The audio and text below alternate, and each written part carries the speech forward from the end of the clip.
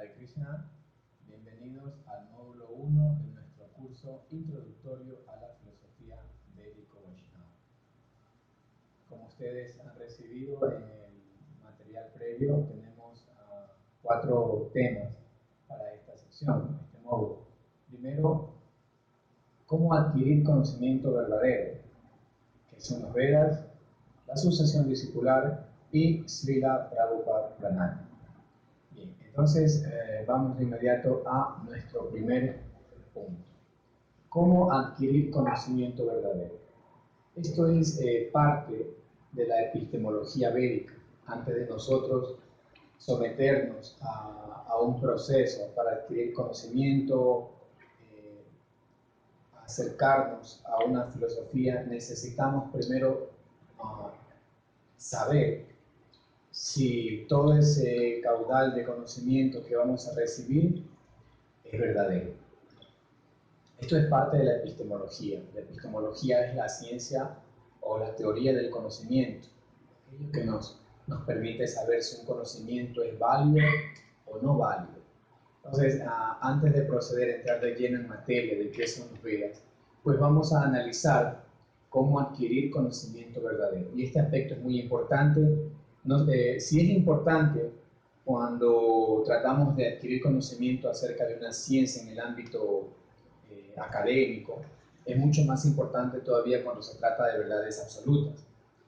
Y en este ámbito de adquirir conocimiento se involucran 3 factores. Primero, el conocedor, es decir, la persona que va a recibir o asimilar ese conocimiento. Segundo, el proceso, cuál es el método que vamos a emplear para adquirir ese conocimiento. Y tercero, la fuente del conocimiento. Bien, primero, el conocedor. El conocedor somos todos nosotros, pero debemos analizar cuáles son las condiciones, nuestras condiciones para poder asimilar o dar conocimiento verdadero. Todos los seres humanos estamos lastimosamente condicionados por 4 imperfecciones, que son la tendencia a cometer errores, estar en ilusión, tener sentidos imperfectos y la tendencia a engañar. Por ejemplo, una persona, por muy experta que sea, a veces comete algún error. Siempre escuchamos errar es humano. Incluso Srila Prabhupada, Acharya, fundador de la Sociedad Internacional para la Conciencia de Krishna, en sus libros, pone el ejemplo de Gandhi. Gandhi era muy experto, un hombre muy sabio, pero lastimosamente cometió un error. Él fue aconsejado no ir a una reunión, pero justo ese día fue y fue asesinado. Y muchos más. Por muy perfecto que sea algo o alguien, algún diestro en algún campo del conocimiento, siempre hay esa posibilidad de cometer errores. Bien, primero, ese es. Segundo, estar en ilusión.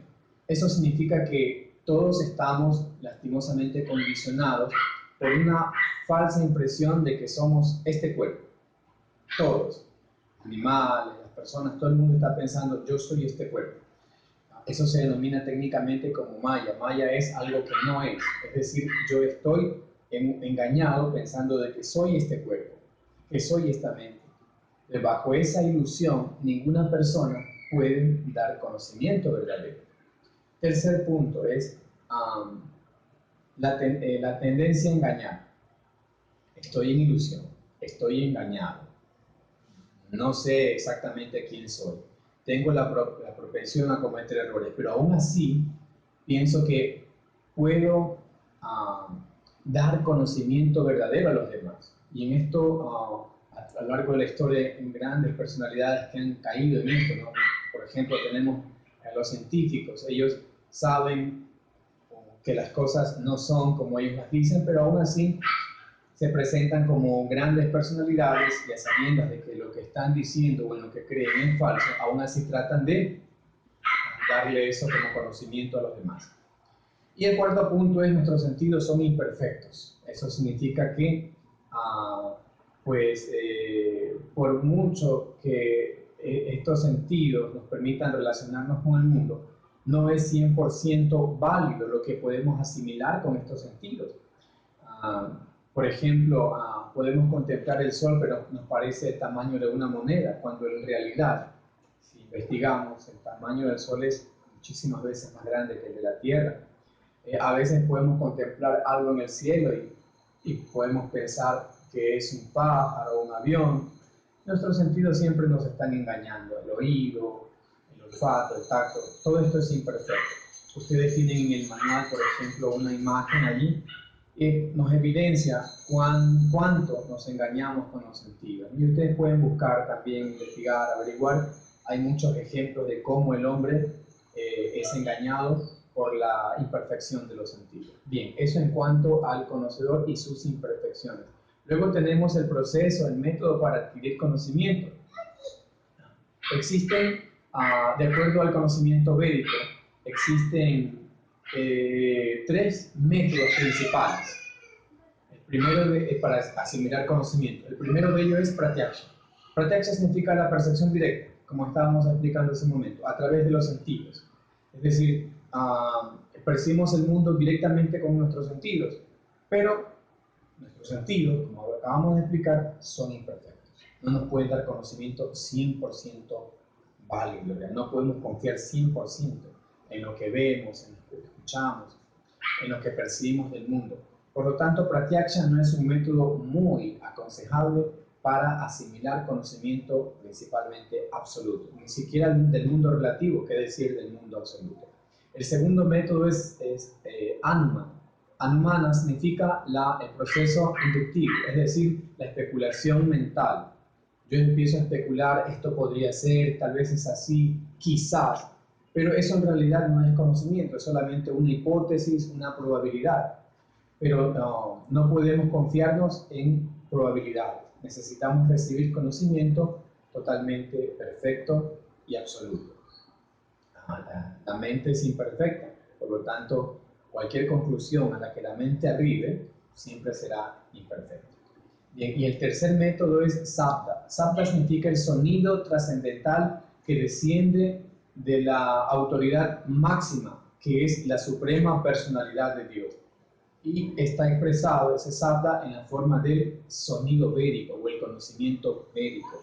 El sabda es infalible porque no está elaborado por ninguna mente humana, por eso se lo llama apaurusheya, que no es patentado por ningún ser humano, sino que desciende directamente de Dios. Y luego tenemos la fuente del conocimiento. En realidad el conocimiento védico, como estamos explicando, proviene de Dios. Pero el Señor Supremo lo expresó hace miles de años y existe un método para que ese conocimiento descienda hasta nuestros días y se conoce como la sucesión discipular. Aunque el Señor habló, por ejemplo, el Bhagavad Gita hace 5.000 años, existe una sucesión discipular iniciada por el mismo Señor Krishna. Luego explicó la ciencia a Brahma, a Narada, Narada Vyasadeva, y así viene hasta nuestros días. Por ejemplo, hace 500 años, Chaitanya Mahaprabhu también era parte de esa asociación, y actualmente pues tenemos nuestros acharyas principales en la cadena de asociación, de la cual Srila Prabhupada es el representante fidedigno y mayor exponente de esta ciencia védica en todo el mundo. Entonces, resumiendo, el conocedor somos nosotros, pero estamos limitados por sentidos imperfectos, la tendencia a engañar, cometer errores y estar en ilusión. El método, ya vimos que la percepción directa de los sentidos no nos sirve. La especulación mental tampoco nos puede arrojar conclusiones verdaderas, por lo tanto nos queda sabda, el sonido trascendental. Y ese sonido trascendental proviene de la fuente perfecta, que es el propio Dios. Y ese mensaje de Dios llega hasta nuestros días a través de la fuente, que es la sucesión discipular. Bien. Continuamos con el siguiente tema, es ¿qué son los Vedas? Antes de hablar acerca del conocimiento védico, es importante tener en cuenta 4 premisas al momento de abordar el conocimiento védico. La primera de ellas es que el conocimiento védico es perfecto. Como estamos explicando, procede de Dios y por lo tanto es perfecto. La segunda premisa es que el conocimiento védico es universal. El conocimiento védico no es un conocimiento sectario que se aplica solamente para un tipo de personas, un tiempo específico, un lugar específico. No, el conocimiento védico es universal, no es sectario. Lo puede aplicar y estudiar en todas partes, todo tipo de personas, en diferentes culturas, incluso en diferentes religiones, porque es conocimiento científico acerca de Dios, del mundo y del alma. El tercer punto es que el conocimiento védico, para que dé su fruto, debe ser estudiado conjuntamente con la práctica de un sadhana, es decir, observar reglas, normas y también observar principios y valores. Y el cuarto punto es que el conocimiento védico debe recibirse de la fuente correcta, como estábamos diciendo. Hay muchas personas que a veces estudian, pero no lo reciben, el conocimiento védico de la fuente autorizada. Bien, entonces, el conocimiento védico. El conocimiento védico viene originalmente de Dios. Cuando Dios crea el universo material, conjuntamente con la creación, el Señor entrega una especie de catálogo, de manual, para que las personas puedan operar y realizar su vida y perfeccionarse tanto en el ámbito material como espiritual. Ese catálogo pues se llama los Vedas. Es como cuando un fabricante hace un aparato, inmediatamente tiene que dar un manual. Así Dios crea el universo entero, pero también da el manual mediante el cual vamos a alcanzar la perfección material y espiritual. Bien, entonces, ¿qué es los Vedas? La palabra Veda viene del sánscrito Vid. Sánscrito es un idioma bastante rico en su gramática, su estructura. Bueno, hay que estudiar muchos años para aprender sánscrito. Entonces, la palabra Veda proviene de Vid, que significa conocer. Entonces, los Vedas significa, la palabra Veda es conocimiento. Conocimiento acerca tanto de la materia como del espíritu. En los Vedas podemos encontrar ciencias como las matemáticas, la medicina, psicología, sociología, y también la otra parte que trata acerca de temas espirituales como el alma, Dios, y la relación que hay entre Dios y las jivas o las almas. Bien, entonces, ¿cuál es el propósito de los Vedas? El propósito de la literatura védica es darle a las personas, a la humanidad entera, la oportunidad de alcanzar la autorrealización. Y autorrealización significa encontrar una salida a los grandes problemas de la existencia, los cuales son el nacimiento, la vejez, las enfermedades y la muerte. Es decir, liberarse de todos esos problemas constituye lo que se llama técnicamente como mukti o liberación. Por lo tanto, los Vedas nos están enseñando el camino para alcanzar la liberación de todo el samsara o el reiterado ciclo del nacimiento y la muerte. El conocimiento védico es muy extenso, pero hace 5.000 años el sabio Srila Vyasadeva, el compilador de todo este conocimiento, quien es a su vez una encarnación o la encarnación literaria de Krishna, dividió el conocimiento védico en 4 Vedas: el Rig Veda, Samaveda, Yajurveda y Atharvaveda. Y a cada uno de esos Vedas pues se los entregó a sus discípulos para que ellos hagan una explicación de cada uno de ellos. Brevemente, el Rig Veda está constituido por himnos en glorificación principalmente a grandes semidioses como Agni, Indra y otros más. El Yajurveda, Yajur viene de la raíz Ya, que significa Yagya, está constituido para presentar el conocimiento necesario para la realización de sacrificios, ceremonias de fuego.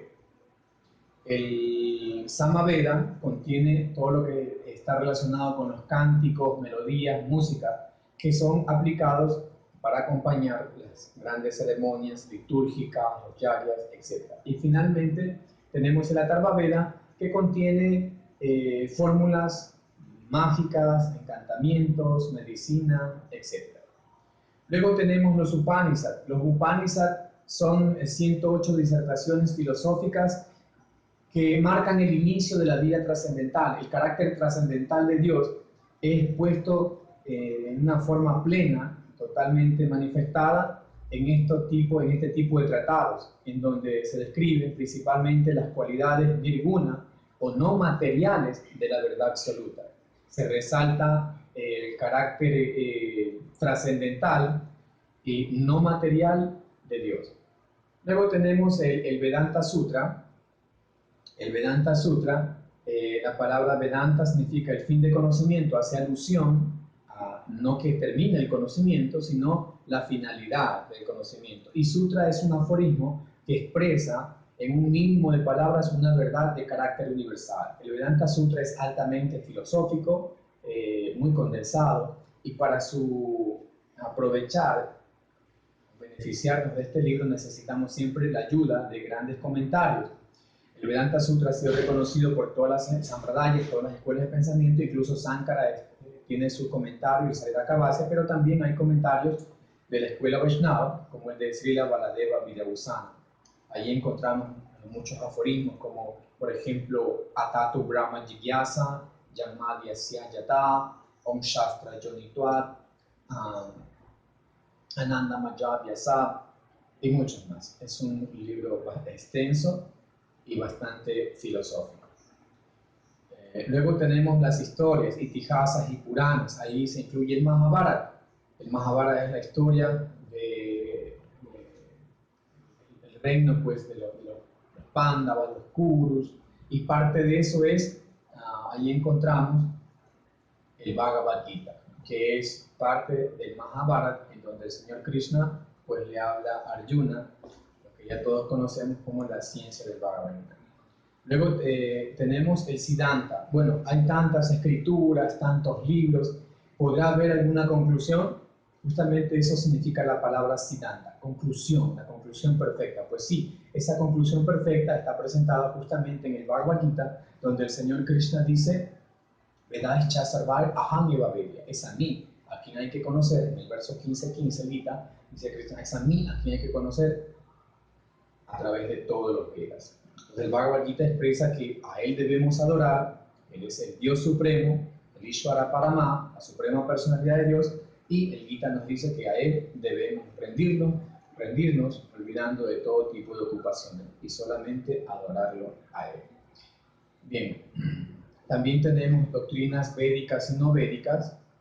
No todo lo que procede de los Vedas es védico, eso parece sorprendente, pero es así. Por ejemplo, hay otras doctrinas como el budismo, el jainismo, vienen o toman su filosofía de los Vedas, pero no están de acuerdo con el Siddhanta. El Siddhanta es que Krishna es la suprema personalidad de Dios, pero en estas doctrinas se niega o no se acepta la supremacía de Dios. Son procesos incluso ateos en donde se niega la existencia del alma y de Dios.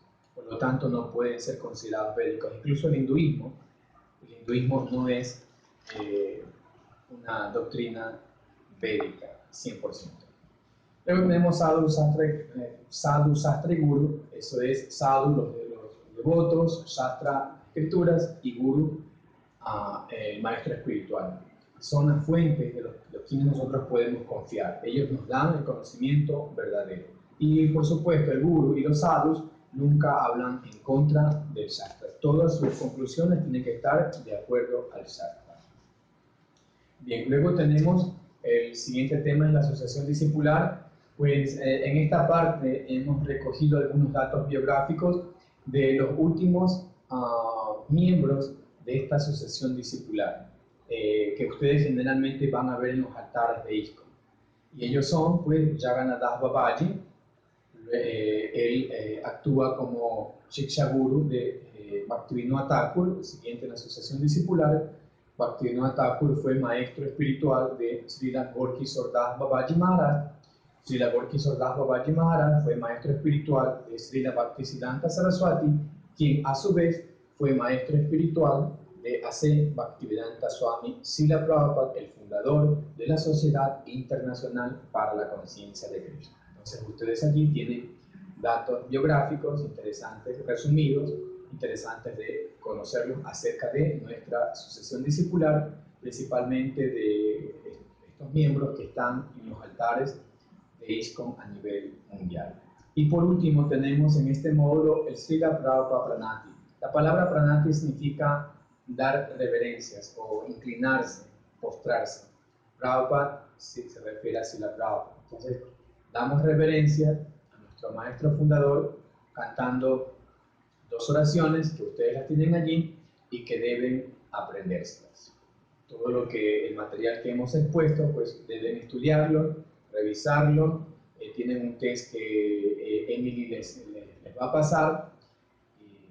Cualquier pregunta, duda, comentario, lo discutimos en nuestro encuentro del día sábado. Muchas gracias. Hare Krishna.